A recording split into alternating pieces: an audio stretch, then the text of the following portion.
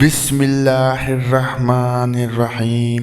نبی اکرم صلی اللہ علیہ وسلم کے ان اگنت معجزات میں ایک معجزہ آپ صلی اللہ علیہ وسلم کی دعاؤں کی قبولیت ہے۔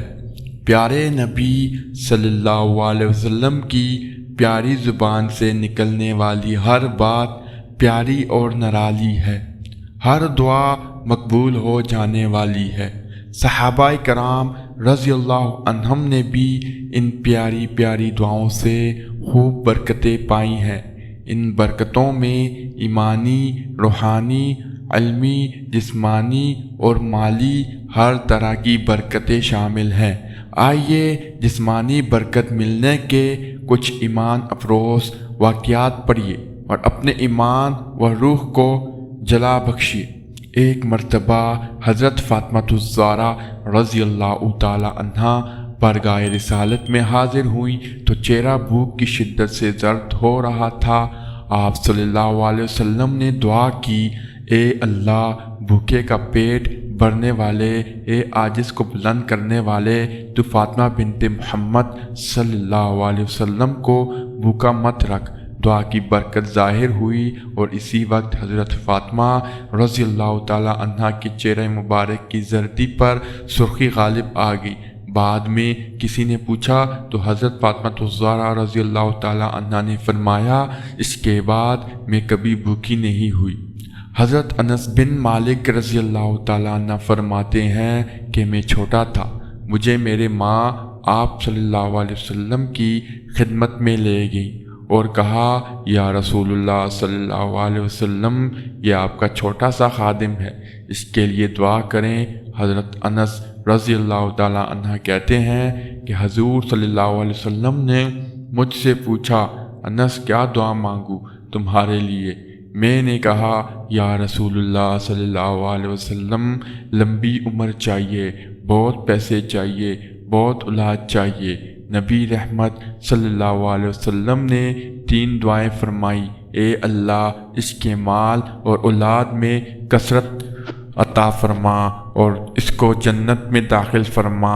حضرت انس رضی اللہ تعالیٰ عنہ فرماتے ہیں کہ 3 دعاؤں میں سے 2 دعاؤں کی قبولیت تو میں نے آنکھوں سے دیکھی۔ حضور صلی اللہ علیہ وسلم کی دعا کا اثر تھا کہ انہوں نے 100 سال سے زیادہ عمر پائی ہے، آخر عمر تک بالکل سیدھے تھے۔ فرماتے ہیں اپنی اولاد کے بارے میں کہ اپنی زندگی میں بیٹے بیٹیاں، پوتے پوتیاں، نواسے نواسیاں جو اپنے ہاتھوں سے دفن کر چکا ہوں وہ 90 کے لگ بھگ ہیں اور 200 موجود تھے۔ کہتے ہیں کہ اپنے مال کے بارے میں اندازے سے بھی نہیں بتا سکتا کہ میرے پاس کتنا مال ہے۔ حضور صلی اللہ علیہ وسلم کی دعا کی برکت ہے کہ ہر شخص کا باغ سال میں 1 مرتبہ پھلتا ہے، میرا باغ سال میں 2 مرتبہ پھلتا ہے اور پھلوں میں مشک کی خوشبو آتی ہے۔ فرمایا کرتے تھے، تیسری دعا یعنی جنت میں داخلی کی دعا کا جلوہ بھی ضرور دیکھوں گا۔ حنظلہ بن حزیم رضی اللہ تعالی عنہ ابھی لڑکے تھے۔ والد ماجد نے بارگاہ نبی میں دعا کے لیے عرض کی تو نبی رحمت صلی اللہ علیہ وسلم نے آپ کو قریب بلایا، پھر آپ کا ہاتھ پکڑ کر آپ کے سر پر اپنا ہاتھ پھیرا اور یہ دعا دی، اللہ تجھے برکت دے۔ اس دعا کی برکت کا ظہور کچھ یوں ہوا کہ جب کسی بکری یا اونٹنی کا تھن سوج جاتا یا آدمی کے جسم پر کسی جگہ سوجن آ جاتی تو آپ بسم اللہ کہہ کر اپنے سر پر اسی جگہ مسح کرتے جہاں نبی کریم صلی اللہ علیہ وسلم نے دست کرم پھیرا تھا، پھر اپنا ہاتھ ورم کی جگہ پر پھیرتے تو ورم دور ہو جاتا۔ حضرت صائب بن یزید رضی اللہ تعالی عنہ 94 سال کی عمر میں بھی قوی اور توانا تھے اور یقین سے فرماتے تھے کہ مجھے اپنے کانوں اور آنکھوں سے جو فائدہ حاصل ہو رہا ہے وہ دعائے رسول صلی اللہ علیہ وسلم کی برکت سے ہے۔ میں بچپن میں بیمار ہوا تو خالہ مجھے بارگاہ رسالت میں لے آئی۔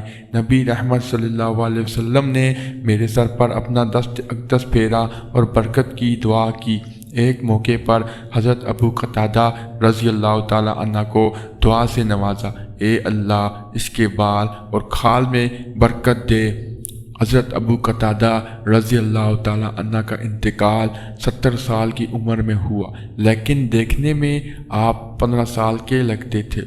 حضرت عمر بن حمیق رضی اللہ تعالیٰ عنہ نے ایک مرتبہ نبی کریم صلی اللہ علیہ وسلم کو دودھ سے سیراب کیا تو زبان رسالت پر یہ دعائیہ کلمات آئے: اے اللہ تو اس کی جوانی کو اس کے لیے نفع بخش بنا دے۔ اس دعا کی یہ برکت ظاہر ہوئی کہ آپ رضی اللہ تعالیٰ عنہ 80 سال کے ہو گئے مگر آپ کا کوئی بال سفید نہ دیکھا۔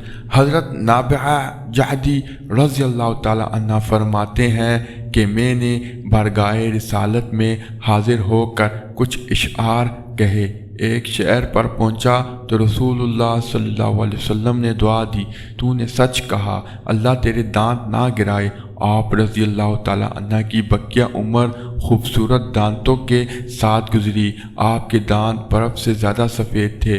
100 سال کی عمر ہونے کے باوجود کوئی دانت نہیں گرا۔